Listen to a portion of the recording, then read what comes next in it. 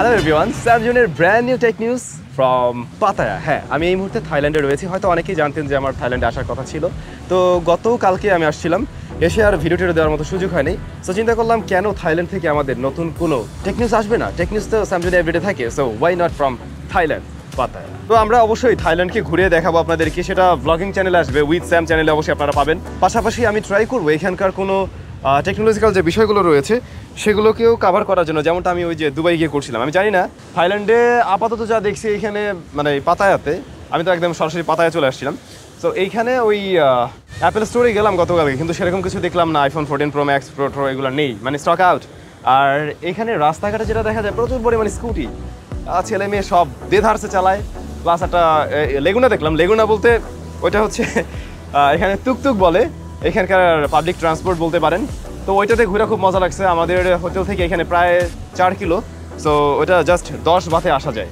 যাই হোক, এই কথাগুলো আমরা আবারও নিশ্চয়ই আমাদের আপকামিং ব্লগে জানাবো।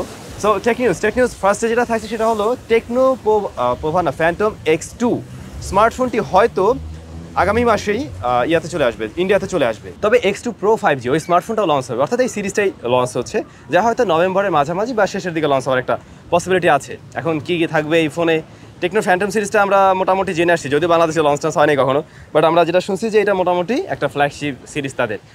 গোপন সূত্রে আমি এটাও জানতে পারছি বাংলাদেশে এই সিরিজটাও হয়তো টেকনো খুব শীঘ্রই লঞ্চ করতে পারে। যাই হোক, স্মার্টফোনটি যা যা অফার করছে, ফুল এইচডি প্লাস রেজলিউশনের ডিসপ্লে, 120 hertz high refresh rate, 8GB RAM, 128GB storage, এটা আপাতত জানা যাচ্ছে। তবে প্রসেসর MediaTek Dimensity 9000, হ্যাঁ MediaTek Dimensity 9000 যথেষ্ট পাওয়ারফুল একটা চিপ। এখন এই চিপ দিয়ে যদি দাম একটু কম রাখে তাহলে তো মানে ব্যাপারটা জোস হয়। এছাড়াও ঘুরে ফিরে আসছে পপ আপ সেলফি ক্যামেরা। এই বিষয়টা আমি মিস করছিলাম। পপ আপ মেকানিজম সিস্টেমটা আমার পার্সোনালি অনেক বেশি ভালো লাগে। আমি জানি না আপনাদের কার কেমন লাগে, অবশ্যই কমেন্ট করে জানাবেন।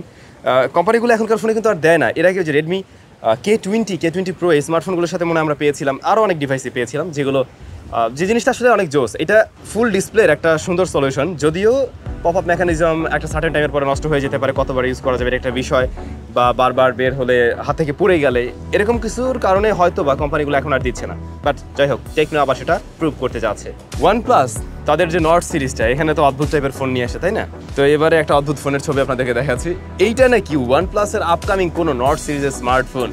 রিয়ারে আমরা দেখছি 2টি ক্যামেরা মেবি থাকবে, এটা জাস্ট কলম টলম দিয়ে আঁকা হয়তো, কিন্তু এইটাই হতে পারে তাদের আপকামিং কোনো ডিভাইস। Realme 10 সিরিজ এর ব্যাপারে রেগুলারই নিউজ থাকছে, প্রতিদিন কিছু না কিছু আমরা জানতে পারছি। তো Realme 10 সিরিজের ব্যাপারে আমরা জানছিলাম হয়তো 5 তারিখে লঞ্চ হতে পারে, চায়নাতে বা গ্লোবালি যেটাই হোক না কেন। বাট একদম অফিসিয়ালি কনফার্ম এই স্মার্টফোন লঞ্চ হতে যাচ্ছে 9 তারিখে। হ্যাঁ, 9 তারিখে লঞ্চ হবে এবং সেল শুরু হবে 11 তারিখে গ্লোবালি। এখন সময় হলো, মানে এখন জানার বিষয় হলো বাংলাদেশে আসলে কবে লঞ্চ হয়। তো বাংলাদেশে যখনই লঞ্চ হোক না কেন, আপনি দেখবেন যে আগামী মাস অর্থাৎ নভেম্বর মাসের মধ্যে এই ডিভাইসগুলো বাংলাদেশ মার্কেটে চুপি চুপি করে যেভাবে আসে লাগেজে করে, ওভাবে ঠিক চলে আসবে আর আমি রিভিউ দিয়ে দেবো। দেখবেন কি, মানে যে কোনো কিছু ফ্রি পেতে বেশ ভালোই লাগে। তো যদি চিকিৎসা সেবাটাও ফ্রিতেই পাওয়া যায় তাহলে কিন্তু জোস হয়। ডক টাইম অ্যাপ্লিকেশন নিয়ে বলছিলাম, এর ব্যাপারে নিশ্চয়ই আপনারা জানেন যে বাংলাদেশে বেশ জনপ্রিয় ডক টাইম অ্যাপসটার মাধ্যমে আপনি চাইলে ঘরে বসে ডক্টরের সেবা নিতে পারেন, মেডিসিন অর্ডার করতে পারেন, ডায়াগনস্টিক টেস্টের জন্য অর্ডার করতে পারেন। তো এই মুহূর্তে ডক টাইম যে অ্যাপ্লিকেশনটা রয়েছে সেটা যদি আপনি কাউকে রেফার করেন, আপনার ফ্রেন্ডস ফ্যামিলি, তো তারা যদি ওই রেফার লিঙ্কের মাধ্যমে অ্যাপসটা ইনস্টল করে নেয় তাহলে ওনারা 200 পয়েন্ট পেয়ে যাবেন। এবং ওনারা যদি এরপরে কোনো সার্ভিস গ্রহণ করে ডক টাইম থেকে তাহলে আপনিও পেয়ে যাবেন 200 পয়েন্ট, এবং এটা কিন্তু আনলিমিটেড। এবং এই যে পয়েন্ট আপনি পেয়ে যাবেন, এই পয়েন্ট দিয়ে সারা মাস কিন্তু ডক্টরের সেবা নিতে পারছেন ফ্রিতেই বলতে পারেন ওই পয়েন্ট দিয়ে। আবার আপনি যদি কোনো ডায়াগনস্টিকের জন্য কোনো ধরনের অর্ডার করেন সেই ক্ষেত্রেও কিন্তু সেটা ফ্রিতে পেয়ে যাবেন। বাট মেডিসিনের ক্ষেত্রে 50% আপনি ফ্রিতে পাচ্ছেন। ভিডিও ডেসক্রিপশনে এরকম একটা রেফারেল লিঙ্ক দেওয়া থাকবে, বা আপনার ফোনে যদি ডক টাইম অ্যাপস থাকে সেখানে আপনি হোম স্ক্রিনে পেয়ে যাবেন রেফারেল লিঙ্ক, সেটা জাস্ট রেফার করে দিন এবং এখন থেকে ডেলি ফ্রিতে ডক্টর দেখান। Asus ROG 6 স্মার্টফোনের রিভিউ কিন্তু আমাদের চ্যানেলে দেওয়া হয়েছিল। জানেন যে গেমিংয়ের জন্য একটা বেশ দারুণ স্মার্টফোন, গেমিং ফোন। তো এরই ROG 6 ব্যাটম্যান এডিশন নামে একটি স্মার্টফোন আসছে। এর সাথে বেশ কিছু অ্যাক্সেসরিজ থাকবে এবং টোটালি ইন্সপায়ার্ড ফ্রম ব্যাটম্যান। স্মার্টফোনের হয়তো ডিজাইনে বা এরকম কিছু বিষয় আমরা দেখবো, বা ইভেন ভিতরে থিমের ক্ষেত্রেও হয়তো কিছু চেঞ্জেস থাকতে পারে।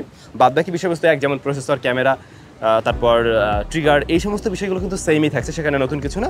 বাট হ্যাঁ, ওই যে ডিজাইনের নতুনত্ব পাবেন, মানে কোম্পানিগুলো তো এই কাজটা করে যাতে একটু বেশি দামে তাদের ডিভাইসগুলো আবার নতুন করে সেল করা যায়। That's it. Xiaomi 13 Pro মানে Xiaomiর আপকামিং ফ্ল্যাগশিপ সিরিজের স্মার্টফোন। তো এই ফোন কি নিয়ে আসবে তার ব্যাপারেও এখন মোটামুটি অনেক লিক টিক চলে আসছে। যেমনটা আমরা দেখছি এতে নাকি থাকবে 6.7 ইঞ্চের E6 2K AMOLED panel, E6 2K। দেন Qualcomm Snapdragon 8 Gen 2, Qualcomm Snapdragon 8 Gen 2 এর জিপিএস সেকশন দেখলেন যে কি বলে অ্যাপলের যে নিউ প্রসেসর তাকে নাকি বিট করছে। তো এগুলো তো কাগজে কলমে, আসলে সত্যি কী হয় সেটা সময় বলে দেবে। আমরা কোনো ফোন পেলে নিশ্চয়ই টেস্ট করবো, যেহেতু আমার কাছে বায়োনিক A16 আছে। রিয়ারে 50 মেগাপিক্সেলের মেইন শুটার IMX 989 এবং 50 মেগাপিক্সেলের আলট্রাওয়াইড শুটার, এছাড়াও 50 মেগাপিক্সেলের আরও একটি টেলিফটো জুম লেন্স থাকবে। ফ্রন্ট ক্যামেরা হবে 32 মেগাপিক্সেলের এবং ব্যাটারি হিসেবে থাকছে 4800 mAh 120 ওয়াটের চার্জার। আর অবশ্যই আপনারা যারা জানছিলেন যে লাইকের সাথে কোলাবোরেশনের মাধ্যমে Xiaomi তাদের ফোনগুলো তৈরি করছে, অলরেডি আমরা Xiaomi 12 আলট্রা মনে হয়েছিল, ওইটাই তো, হ্যাঁ ওইটার ক্যামেরা টেস্টিং দেখিয়েছিলাম, যেটা লাইকের সাথে কোলাবোরেশনের মধ্যে দিয়ে এসেছিল। তো এর পরের ফোনটাও ওরকমভাবে আসবে এবং আমরা লাইকার যে কালার কোটিং সে বিষয়টাও খেয়াল করব তাদের আপকামিং স্মার্টফোনে। সনি এরিকসন, কে সনি এরিকসনের ফোন ব্যবহার করছেন? আজ থেকে কয় বছর হবে? 2009-এর কথা বলছিলাম। 2009-এ সনি এরিকসন একটা স্মার্টফোন না, একটা বাটন ফোন তৈরি করছিল, যেখানে 2 GB র্যাম ছিল। হ্যাঁ, ডিসপ্লেটাও বেশ বড় সড়ো, বাট এই ফোনটার একটা স্পেশালিটি ছিল। স্পেশালিটি হলো এটা ট্রান্সপারেন্ট মোবাইল ফোন। আমরা এই যুগে দাঁড়িয়ে অনেক সময় হয়তো ভাবছি না যে বিভিন্ন ব্র্যান্ড হয়তো কোনো ট্রান্সপারেন্ট ফোন নিয়ে আসবে, আমি ফোনটা ধরবো, আমার হাতটা দেখা যাবে, আবার চাইলে আমি সব কাজও করতে পারবো। সনি এই জিনিসটা করে দেখিয়েছিল সেই 2009 সালে। আমি কথা বলছিলাম সনি এরিকসন এক্সপেরিয়া পিওর নেজ। তো এই মোবাইল ফোনটার ডিসপ্লেটা ছিল ট্রান্সপারেন্ট, ভিতরে সব কিছু দেখা যেত, যদিও হ্যাঁ একদম ক্লারিটি ওইভাবে ছিল না। আমরা এখনকার ফোনের ডিসপ্লে যেমনটা দেখি ওটা 2009 আশা করা যায় না। আবার যেহেতু ট্রান্সপারেন্ট, হয়তো অতটাও ব্রাইট ছিল না, অতটাও কালারফুল ছিল না, বাট স্টিল তারা ওই সময় এরকম একটা ইনোভেশন নিয়ে আসছিল। এরপরে কিন্তু সনি এই ধরনের পদক্ষেপ আর নেয় নাই, যদিও অনেকেই মনে করছিল সনি হয়তো ইন ফিউচার এই ধরনের কোনো স্মার্টফোনও নিয়ে আসবে। এখন সেটাই দেখার পালা সনি বা অন্য কোন ব্র্যান্ড নিয়ে আসে ফার্স্টে। শেষ করবো আছে টেক নিউজ আইফোন 15-এর নিউজ দিয়ে। যদিও আমি একদম 100% শিওর না, একটা জায়গায় আমরা এই তথ্যগুলো পেলাম, এখন জানি না আসলে এরকম কিছু দিয়ে আসবে কিনা। অদ্ভুতরে খবর হলো আইফোন 15 সিরিজের কোনো ডিভাইসে নাকি ফ্রন্ট ফেসিং ক্যামেরায় ডুয়াল সেন্সর থাকতে পারে। আই মিন দুটি ক্যামেরা থাকার পসিবিলিটি আছে। Is it true or not এখন পর্যন্ত বলা যাবে না, সেগুলো সময়ই বলবে। এরকম আসলে অনেক কিছুতে আমরা অদ্ভুত শুনি ফোন আসার আগে। তো যাই হোক, এর বাইরে নাকি আরও থাকবে 6x or 10x periscopic zoom lens, এটা থাকার পসিবিলিটি আছে। স্যামসাংয়ের সাথে এই জায়গাটায় গিয়ে কিন্তু আইফোন একদমই হেরে যাচ্ছে। গত কয়েক বছর যাবৎ স্যামসাংয়ের যে জুম লেন্স সেটা তো অস্থির লেভেলের হয়ে থাকে। ইভেন এই যে আমার হাতে সেই পুরানো স্যামসাংয়ের ফোন নোট 20 আলট্রা আর বর্তমান সময়ের আইফোনের সাথে পেরে উঠবে না জুম লেন্সের ক্ষেত্রে। সো আইফোন এটা করলেও করতে পারে। এছাড়াও নাকি ভিডিওতে এবারে 8K রেকর্ডিং সিস্টেমটা থাকতে পারে আর বায়োনিক A17 দিয়ে আসবে, এটা হয়তো আমরা সকলেই জানি। এখন এগুলোর জন্য ওয়েট করা ছাড়া কোনো উপায় নেই। আর দেখবেন যে মানে এই ফোন লঞ্চ হওয়ার আগে আরও অনেক এরকম তথ্য জানা যাবে।